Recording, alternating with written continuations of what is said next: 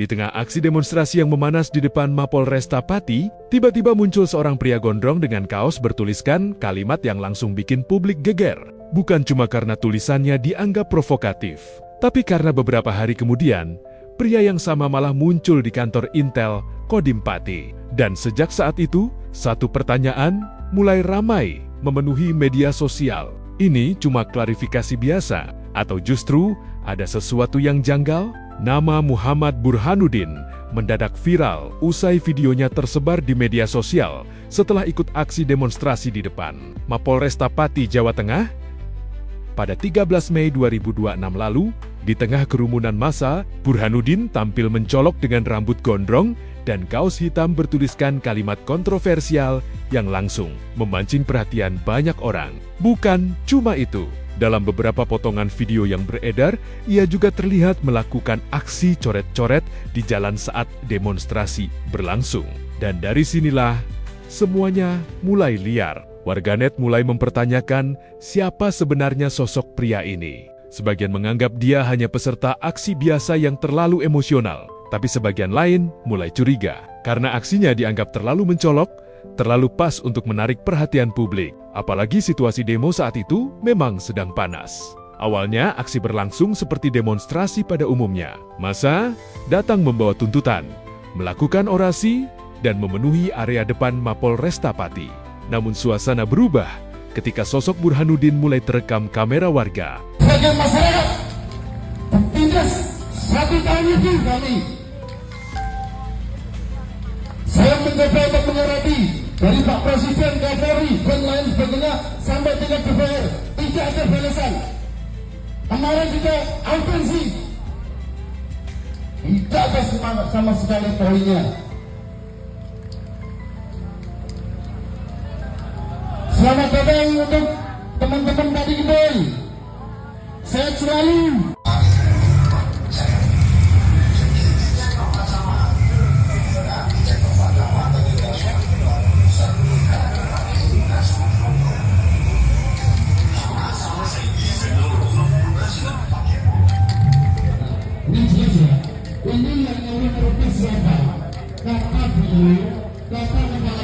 Video dirinya langsung menyebar cepat di media sosial. Dan beberapa waktu kemudian, muncul satu foto yang membuat spekulasi meledak jauh lebih besar. Dalam foto tersebut, Burhanuddin terlihat berdiri di depan logo tim Sus 07 Kodim Pati.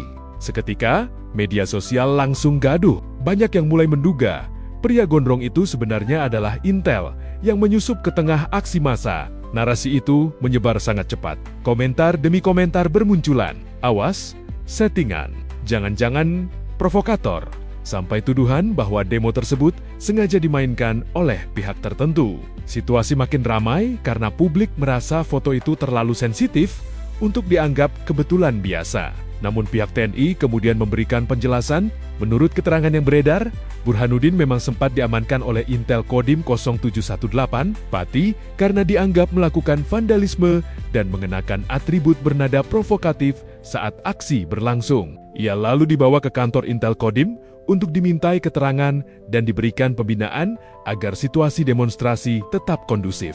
Tapi bagian yang paling menarik perhatian justru datang setelah proses itu selesai. Menurut klarifikasi yang disampaikan, Burhanuddin disebut meminta izin untuk berfoto di depan logo tim Sus 07 Kodim Pati.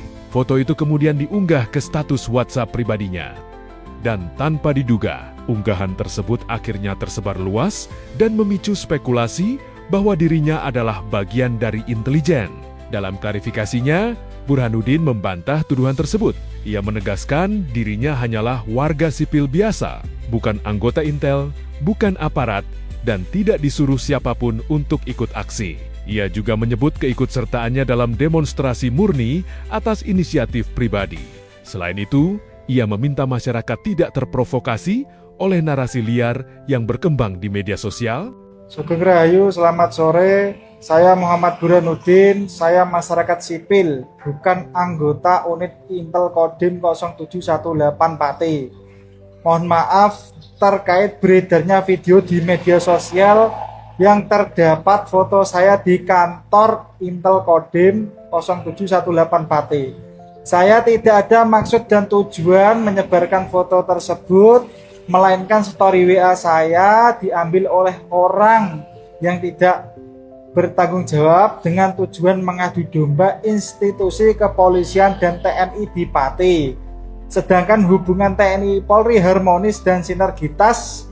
Kemudian saya mengikuti aksi demo tanggal 13 Mei 2026 di depan Mapolresta Pati murni atas inisiatif diri saya sendiri dan tidak ada yang menyuruh saya. Sekian, terima kasih. Secara resmi, penjelasan itu sebenarnya cukup jelas. Tapi, masalahnya, media sosial tidak selalu bergerak berdasarkan klarifikasi. Karena alih-alih meredam situasi, video klarifikasi Burhanuddin justru memunculkan gelombang kecurigaan baru. Banyak netizen merasa ada hal yang terasa janggal. Ada yang menyoroti gaya bicaranya yang dianggap terlalu tenang dan terstruktur. Ada juga yang mempertanyakan kenapa wajahnya sebagian ditutupi masker saat memberikan klarifikasi. Kolom komentar pun kembali dipenuhi spekulasi.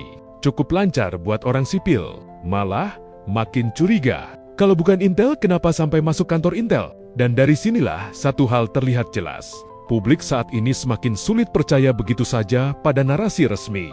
Apalagi jika sebuah kasus sudah lebih dulu viral dan dibentuk oleh opini media sosial. Sebenarnya, fenomena seperti ini bukan pertama kali terjadi di Indonesia. Dalam hampir setiap demonstrasi besar, istilah "awas Intel" selalu muncul di tengah masa.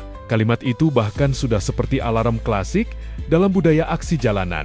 Karena selama bertahun-tahun, publik memang terbiasa mendengar cerita tentang penyusup, provokator, atau pihak misterius yang muncul saat situasi mulai panas. Benar atau tidak, persepsi itu telanjur hidup kuat di masyarakat, dan ketika muncul kasus seperti Muhammad Burhanuddin, kecurigaan lama itu otomatis kembali naik ke permukaan.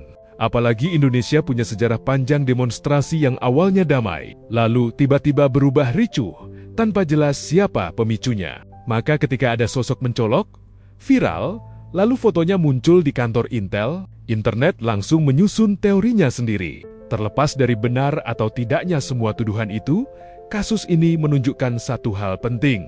Di era media sosial sekarang, satu foto saja bisa membentuk opini nasional. Satu video klarifikasi bisa dianggap pembelaan, atau justru bahan kecurigaan baru. Dan selama kepercayaan publik masih rapuh, teriakan "awas Intel" kemungkinan akan terus terdengar di setiap aksi demonstrasi di Indonesia.